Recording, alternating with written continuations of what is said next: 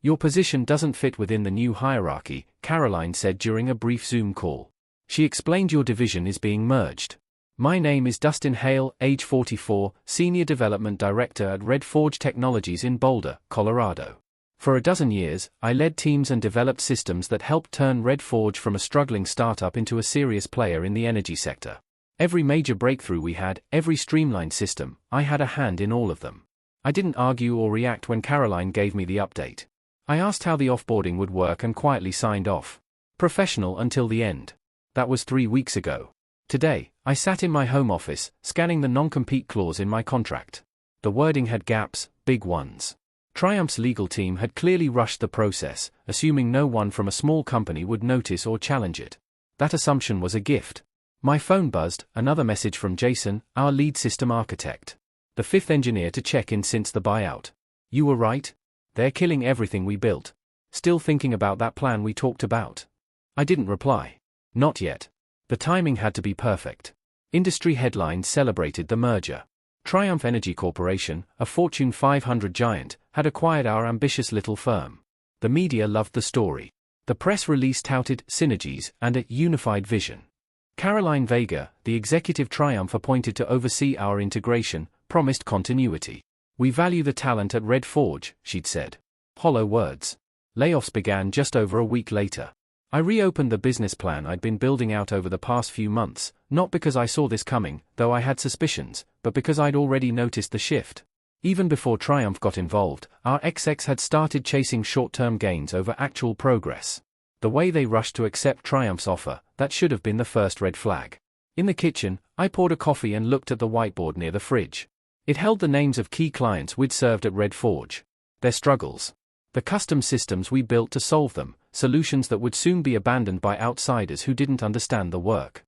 Underneath that, I had a list of engineers. 5 names. Brilliant people I'd mentored, now reaching out in private, asking me what was next. I hadn't answered yet. My plan wasn't fully formed. But it was close. I remembered the beginning. Red Forge had just 11 employees, working from a converted warehouse. The founder, Harold Thompson, had a bold vision but no technical path. I gave him that path. I created the first working prototype. Pulled insane hours, 80 a week sometimes, while my marriage crumbled under the weight of my obsession. You're married to that company, my ex had shouted in our last fight.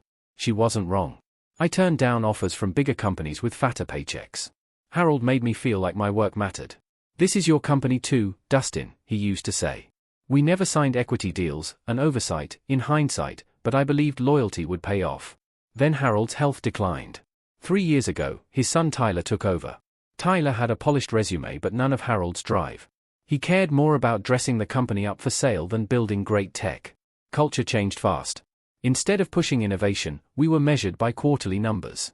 When I raised concerns, Tyler would give me his trademark nod and say, "We'll circle back, Dustin." We never did. 6 months ago, I heard Tyler in the conference room with Triumph's people. They were discussing which departments to eliminate. Mine was mentioned first.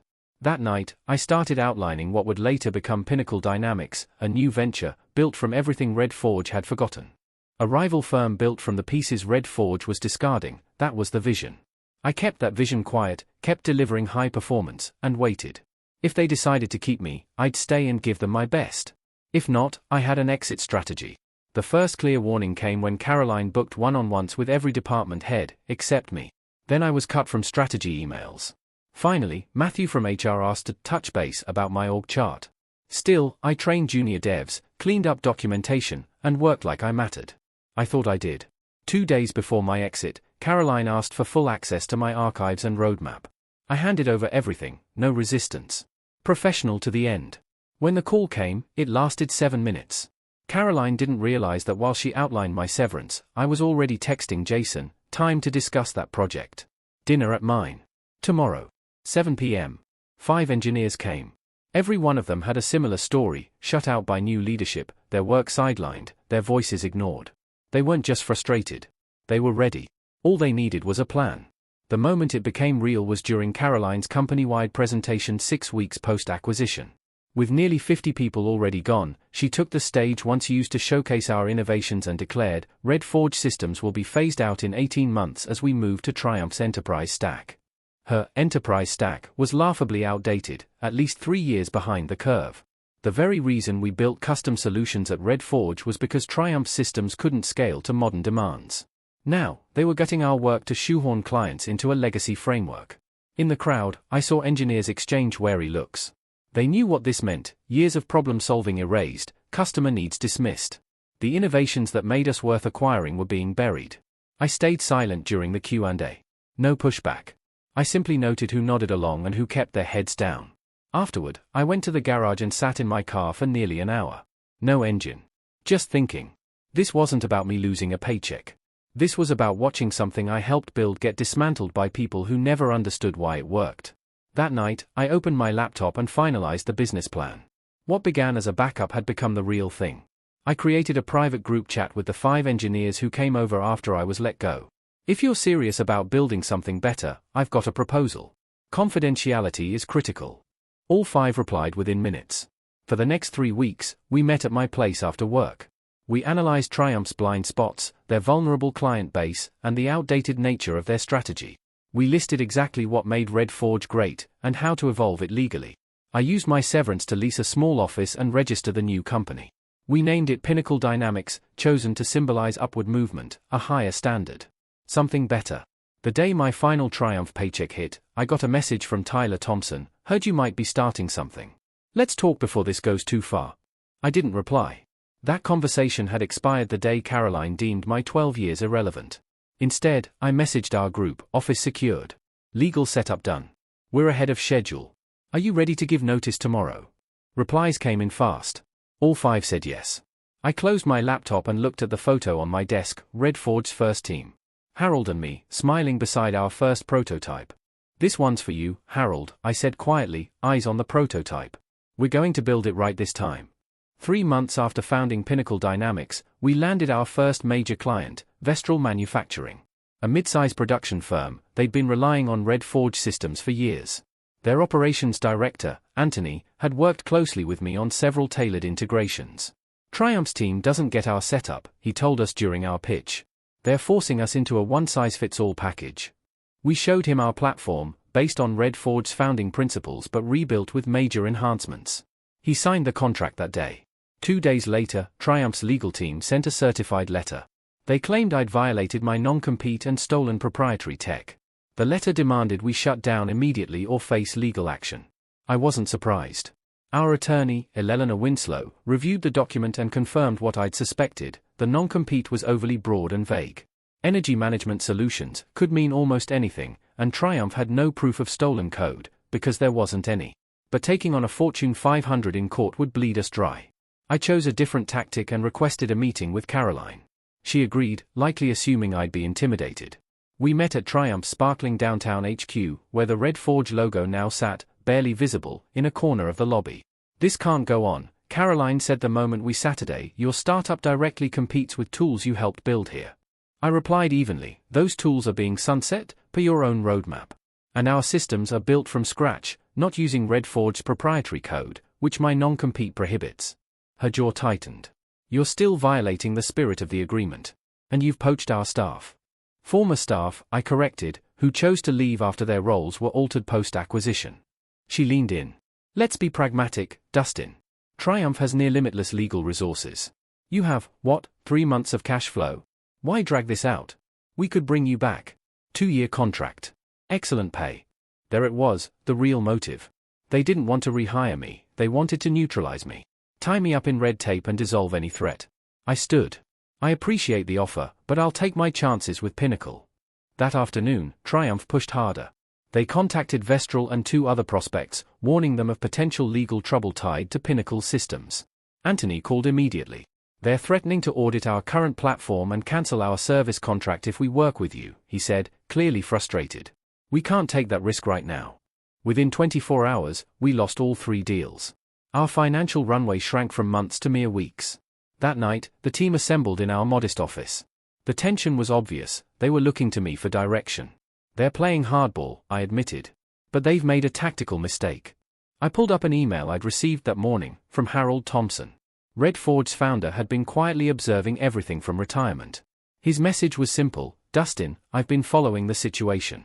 Triumph didn't just buy Red Forge's strengths, they bought its weaknesses too. Call me. I think we can help each other. I looked around. Triumph is so focused on crushing us, they're neglecting their transition. Harold says they're already seeing system failures in key accounts. Jason's eyes narrowed in recognition. And those clients will need help, fast. Solutions Triumph can't provide in time. I nodded. Exactly. They're burying us in legal noise, but the real collapse is already underway. We don't need to beat them in court, we just need to be ready when their clients start looking for alternatives. The meeting with Harold changed everything. We met at his lake house just outside Boulder, far from prying corporate eyes. At 72, he moved slower than I remembered, but his mind was still razor-sharp. They didn't buy Red Forge just for the tech, Harold began, laying out folders across his dining table. They bought it for the contracts. Especially Meridian Energy Group. Meridian was our biggest account, a regional utility covering 3 states. That one contract made up nearly 30% of Red Forge's annual revenue. What Triumph doesn't grasp, Harold continued, is that Meridian's grid system was highly customized. You led that, Dustin. I nodded. For years of development. Nearly burned out my entire team getting it right. Harold slid a memo across the table, internal Triumph communication, leaked to him by a still loyal board member. They're promising Meridian a seamless transition, he said, but plan to force them onto Triumph's standard platform. I skimmed the document. A 6-month migration timeline for a system that took us 4 years to build, absurd. Worse, the memo dismissed critical features as non-essential customizations. Meridian CEO doesn't know yet, Harold said quietly. But when they start the rollout, and the system can't meet compliance, I finished. They'll face outages. And possibly regulatory trouble. Exactly, Harold said. And Triumph missed something else, something big. He leaned back. The contract I negotiated with Meridian has performance guarantees. If the system dips below 99% uptime, Triumph owes massive penalties. That was the piece I hadn't known. Triumph hadn't just bought our company, they'd inherited liabilities they couldn't meet. Now their desperation to crush Pinnacle made sense. They feared we'd get to Meridian first, before the system failures exposed them. But I saw more in Harold's eyes than business strategy. Something personal. Why are you helping us? I asked. Triumph paid you well for the sale. Harold's gaze hardened. They did. Then they used integration costs to reduce the final payout. Tyler didn't understand the clause. We got about 60% of what was announced. And his equity? Wiped out. There it was. Triumph hadn't just discarded us, they'd fleeced the founders, too. Does Tyler know you're talking to me? I asked. Harold shook his head. He took a position on Triumph's corporate development team. Thinks they're grooming him for leadership. His voice held disappointment. He'll figure it out, eventually. As I drove back to Denver, the truth settled in. This wasn't just about me. Or bad management. This was a pattern. A system. Identify small, innovative companies with valuable client ties. Acquire them under false pretenses. Strip their assets. Cancel the rest. The layoffs? Calculated losses. The promises? Negotiation tactics. The broken systems? Acceptable fallout. I sat in my driveway for several long minutes, trying to absorb it all. Then I picked up my phone and called Jason. Get the team, I said. Meeting at 7 a.m. sharp. We're accelerating development of our Meridian-compatible platform. I need every document we've got on their grid infrastructure. He hesitated. Are we going after Meridian? His voice held both thrill and fear. Not yet, I said. But we'll be ready, long before Triumph realizes they're in trouble. The crisis was inevitable. Our team worked non-stop, building a platform capable of integrating directly with Meridian's existing infrastructure, while providing the improvements they were soon going to need. I kept my distance from Meridian's leadership, fully aware Triumph would be watching for any contact. Instead, I focused on scaling our internal capacity and building a solid evidence base. We logged every public failure in Triumph's integration process, compiling a detailed breakdown of where and why their system was failing. At the same time, Harold quietly activated his network, asking pointed technical questions at energy conferences, without ever revealing our intentions. It worked. The conversation began shifting, right where we needed it to, within the professional circles Meridian's engineers and decision-makers trusted. 5 weeks into our prep, the first crack appeared. Triumph kicked off the initial phase of Meridian's migration, and immediately hit the problems we'd predicted. 3 substations experienced monitoring failures, leaving gaps in mandatory compliance data. Meridian CTO, Vanessa Powell, described the problems publicly as expected transition challenges. Privately, Harold's contacts told a different story. She was livid. 2 weeks later, during Phase 2, a 4-hour reporting blackout hit an entire region. Meridian issued a formal deficiency notice to Triumph, triggering their performance clauses. Triumph's response was telling. They blamed inherited architecture, Red Forge systems. It was a setup. They were preparing to void their obligations by claiming the system they acquired was fundamentally flawed. That gave us the opening we'd been waiting for. I drafted a detailed technical report showing the failures were due to Triumph's integration, not Red Forge's design. Harold delivered the document directly to Vanessa Powell. 3 days later, I received a text from an unknown number, coffee. Tomorrow. 2 p.m. Westside ROAS. It was signed, VP. I arrived early. Vanessa was already seated in a back booth. She didn't waste time. Your analysis aligns with our internal findings, she said. Triumph is forcing us into a one-size-fits-all system to avoid supporting our custom architecture. The risks are unacceptable. You have options, I replied. Do I? She asked. Our contract with Triumph is ironclad. If we pull out, we face penalties higher than our annual tech budget. Unless Triumph is in breach, due to performance failure, I said. Which I suspect your legal team is already reviewing. Her faint smile told me I was right. But we'd still need a replacement, immediately. We can't go through a full vendor search under regulatory pressure. I slid a flash drive across the table. This is a technical summary of Pinnacle's platform. It was built with your infrastructure in mind. We can deploy in 3 weeks, no service gaps, no reporting disruption. She slipped the drive into her bag without looking. Triumph says you're violating your non-compete, she said. They've said that, yes. But their case is weak. Our counsel has documented those flaws. I handed her a second drive. This contains our legal team's analysis. I think you'll find it clarifying. She nodded once. I'll be in touch. 2 days later, Triumph publicly announced an emergency stabilization effort for Meridian Systems, an implicit admission of failure. Their stock dropped 8% by market close. That evening, I received an official request for proposal from Meridian Energy Group, bypassing their standard procurement cycle under emergency protocols. I gathered the team. This is it, I said. Meridian needs a working solution now, and we've built exactly what they need. Jason looked around the office, his expression serious. Should we worry about Triumph's reaction when they realize what's happening? I shook my head. They've already played their hand. They created their own crisis, I said. Now they'll have to watch us fix it. The Meridian board meeting was scheduled for 10 a.m. on a Thursday. By 10:45, my phone rang. Unanimous approval, Vanessa said, getting straight to the point. Contract expedited. Implementation starts Monday. Within the hour, our legal team confirmed the paperwork, clean, no traps. Meridian had agreed to our full implementation fee, plus a 3-year support agreement. The deal wasn't just lucrative, it secured Pinnacle's future. Just as critical, the contract included specific indemnification against Triumph's legal claims. Meridian's lawyers had reviewed our case and confirmed what we knew all along: Triumph's non-compete wouldn't hold up. The news spread fast. By mid-afternoon, the industry was buzzing. Triumph stock dropped another 12%. That evening, their legal team filed an emergency injunction to block the contract. The hearing was set for Monday, the same day our implementation was scheduled to begin.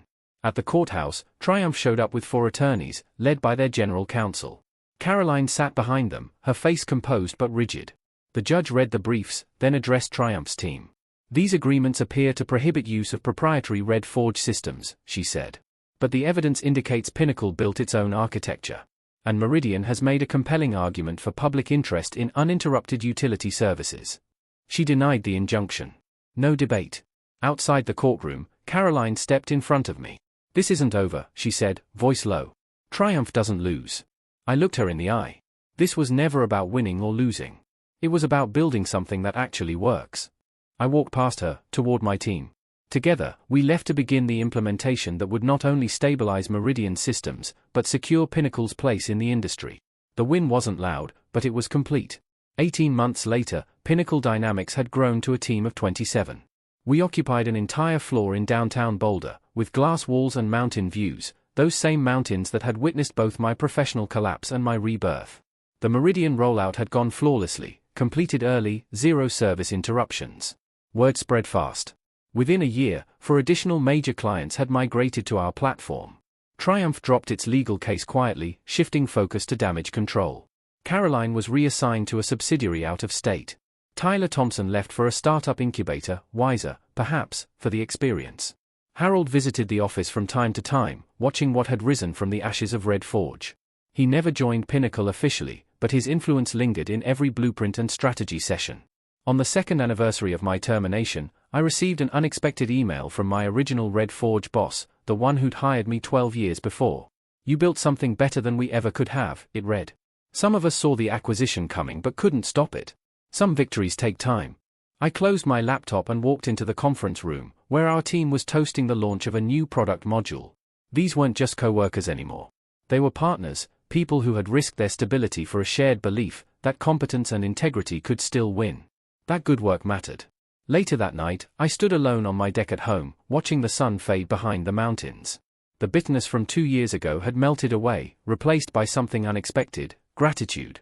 Without Triumph's arrogance, without Caroline's indifference, Pinnacle wouldn't exist. I hadn't just rebuilt a career, I had built something true, something aligned with my values. Sometimes, getting pushed out of the wrong place is the only way to find the right one.